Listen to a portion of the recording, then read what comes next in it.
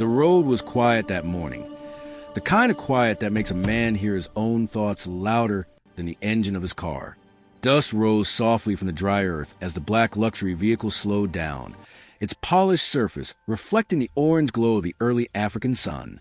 People later said that if the billionaire had not looked up at that exact moment, two lives would have continued on very different paths. Never touching, never changing. But fate, like an elder who clears his throat before speaking, had other plans. At the edge of the road stood a man no one noticed anymore. His clothes were worn thin, the color long forgotten. His sandals were broken, tied together with a piece of old wire. He stood straight, though hunger had bent his body over many months. In his eyes lived something unusual, not desperation, but quiet endurance.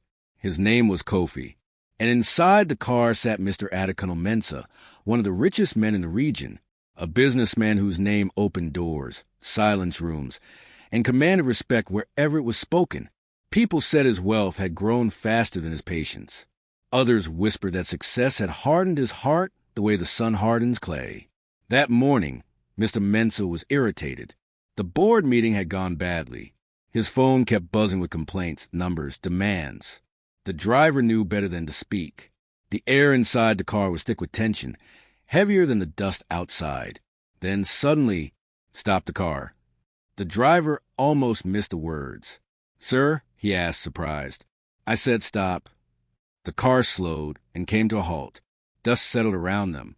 The driver glanced nervously at the roadside man, then back at his employer. Mr. Mensah stared out the window. For a moment, even he didn't understand why his foot had moved, why his mouth had spoken.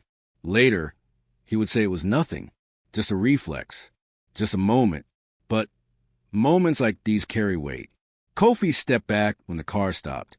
He had learned to do that. Too many times, stopping cars meant trouble, insults, accusations, sometimes worse. He lowered his eyes respectfully.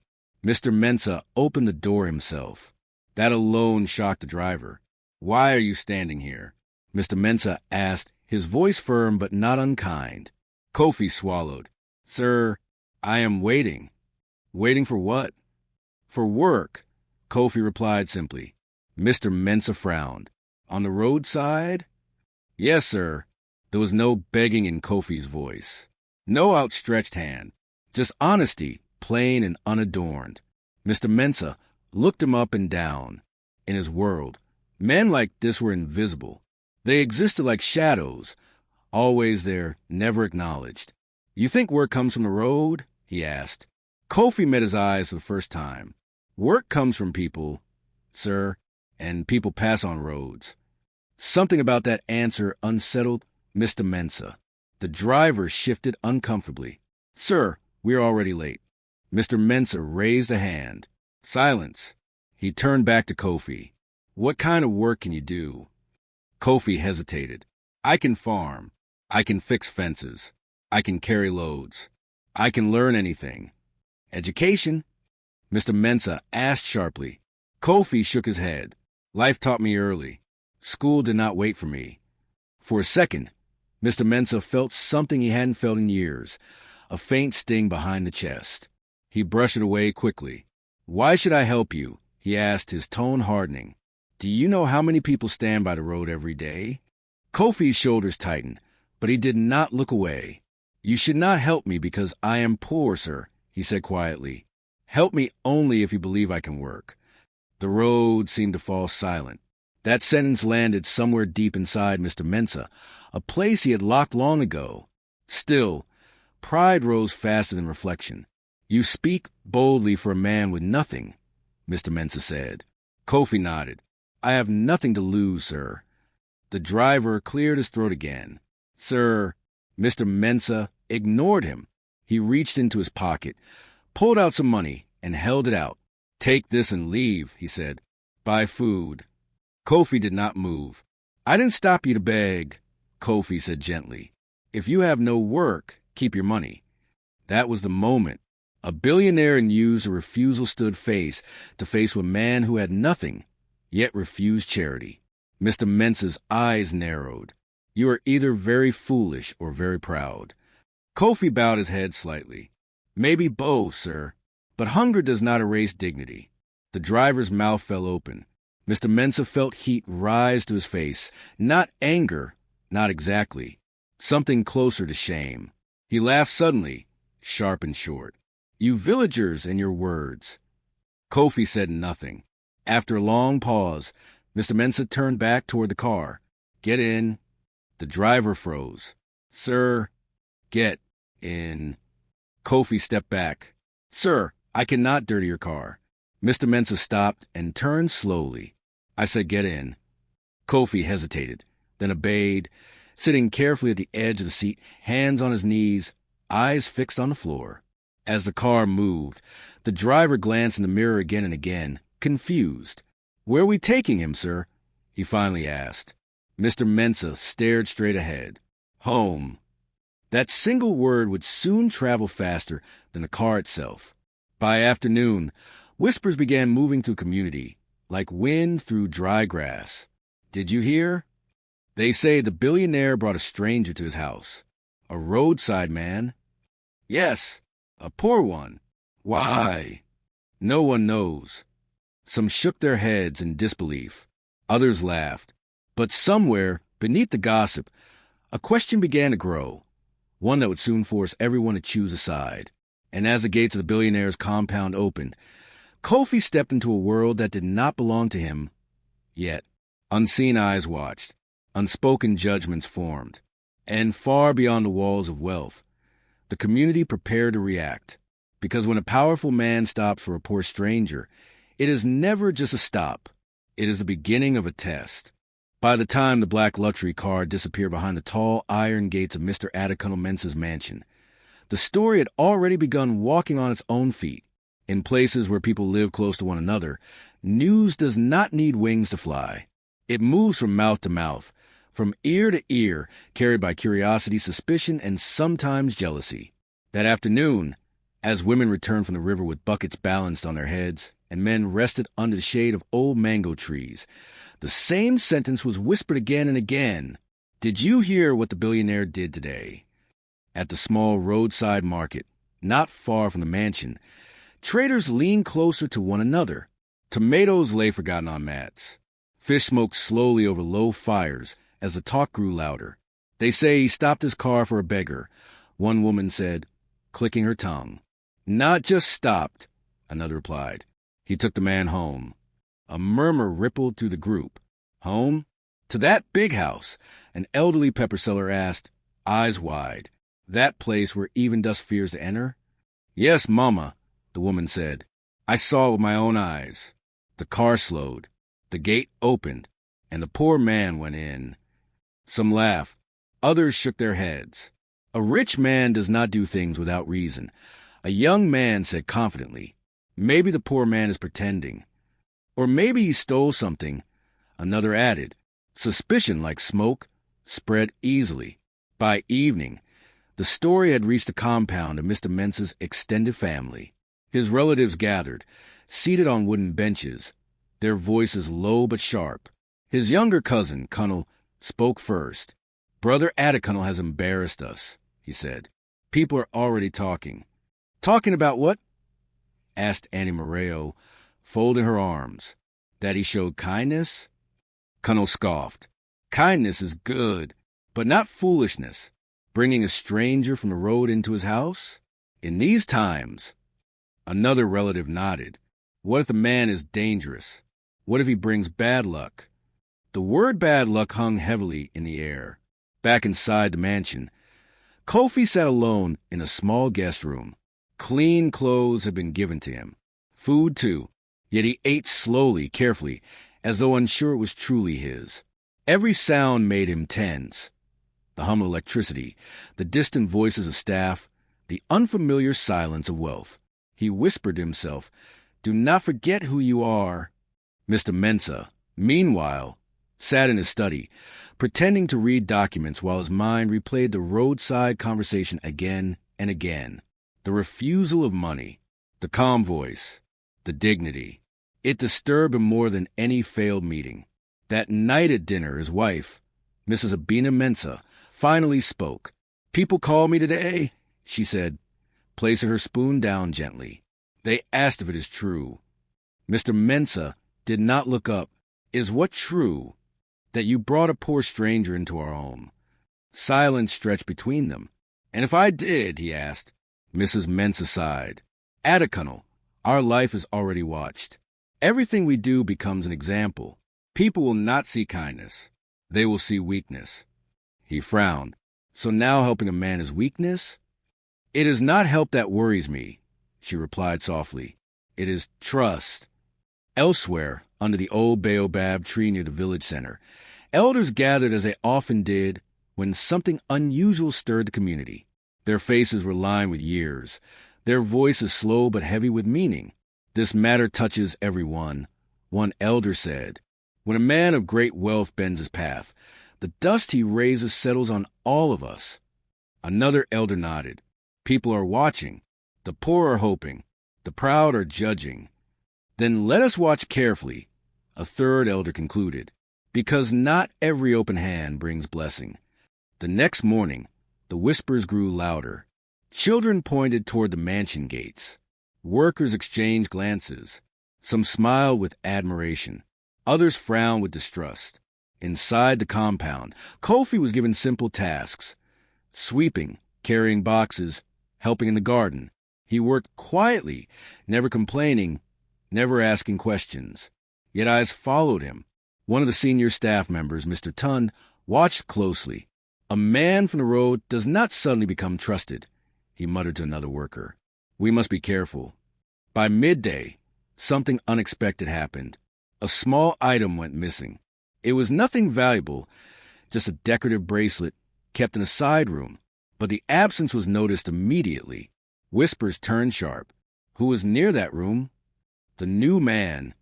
Suspicion fell like a shadow. Mr. Tund approached Mr. Mensah cautiously. Sir, there is a small issue. Mr. Mensah listened, his face unreadable. And you think Kofi took it? He asked calmly. I am not saying that, sir, Tund replied quickly. But people are talking. Mr. Mensah closed his eyes briefly. Outside the compound walls, the community buzzed with anticipation. Let us see now, some said. This is how these stories always end. Others waited quietly, hoping the ending would be different. Inside the mansion, Kofi was summoned. As he walked toward the room where Mr. Mensah waited, every step felt heavier than the last, because in a place where gossip has already chosen its truth, innocence must fight twice as hard. And this time, the test would not be about hunger or dignity. It would be about trust. The room felt smaller than it truly was. Kofi stood in the center, his hands relaxed at his sides, his back straight the way his late father had taught him long ago. Around him, faces formed a quiet circle. Mr. Mensah seated at the head, Mr. Tund standing stiffly near the door, two senior staff members exchanging cautious glances, and Mrs. Mensah watching from her seat with folded hands. On the table between them lay the missing bracelet. It was small, shiny, ordinary, yet in that moment, it carried the weight of a mountain. Kofi, Mr. Mensah said calmly, breaking the silence, do you know why you are here? Kofi nodded once. Yes, sir. And do you know what this is? Mr. Mensah gestured toward the bracelet. I have seen it before, sir, Kofi replied, but I have never touched it. Mr. Tund shifted his weight. Sir, with respect, the bracelet was last seen this morning. Only a few people had access to that area. Mr. Mensah raised a hand. Let him speak. Kofi inhaled slowly. Sir, I understand why people look at me, he said. I came from the road. I came with nothing. But I did not come to take what is not mine. His voice did not shake. That unsettled some of them more than fear would have. Mrs. Mensah studied his face. Then how do you explain its disappearance? Kofi met her gaze. I cannot explain what I did not do, madam, but I can explain who I am. The room went still. I have slept hungry, Kofi continued. I have walked days without shoes. But my mother taught me that hunger may bend the body, not the soul. If I steal, I lose the only thing I still own, my name. Mr. Tund cleared his throat. Words are easy. Kofi turned toward him. So is accusation.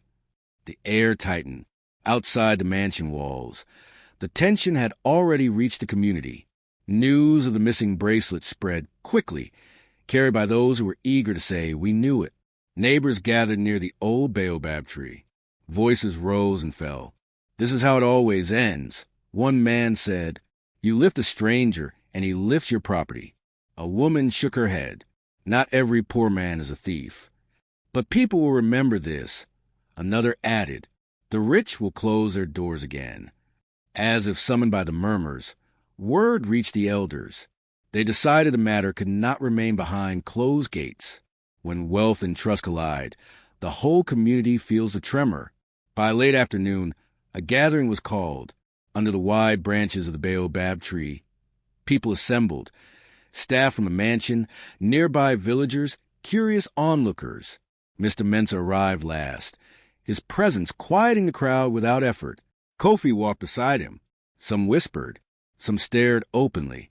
"This is not a court," one elder said, standing slowly. "But when a man's action shakes the village must look at it together." Mr. Mensah nodded. "I have nothing to hide." The bracelet was placed on a small stool in the center. "Kofi," an elder asked gently, "do you deny taking this?" "I deny it," Kofi answered simply. "And will you submit to the test of truth?" Another elder asked. A murmur moved through the crowd. Everyone knew what that meant. Not magic, not superstition, but a test of character that often revealed more than words. "What test?" Mr. Mensah asked. The elder pointed to the stool. "Leave the bracelet here. Let those who suspect him speak. Let those who know him speak. And let the man himself choose how to respond." Mr. Tun stepped forward quickly. "Sir, rules exist for a reason. Security must." Mr. Mensah cut him off. "Enough." He turned to Kofi. "You came into my life unexpectedly," he said. "Now stand in it fully." Kofi nodded. One by one, people spoke. Some accused. "We warned you." Some doubted. "We don't know him." Then something unexpected happened. A young gardener stepped forward. "Sir," he said nervously, "this morning I saw the bracelet fall when Madam's nephew passed through the corridor. It rolled under the cabinet." Gasps rippled through the crowd. Eyes turned. The nephew's face flushed. "That is a lie." Mr. Mensah raised a hand. "Bring him." The room where the bracelet was found was searched again, and there it was, under the cabinet, exactly where the gardener said. Silence crashed down like a fallen tree. Mr. Tun looked away. The elders exchanged slow nods. Mr. Mensah turned toward Kofi, his chest tight. "You could have defended yourself loudly," he said. "Why didn't you?" Kofi answered quietly, "Because truth does not need shouting." That was the moment. The crowd felt it. The shift, the turning of the wind. But the elder was not finished. "Truth has been shown," he said. "But now comes a deeper question." He looked at Mr. Mensah. "What will you do with it?" All eyes turned to the billionaire. Would he dismiss the poor man and move on? Would he apologize and forget?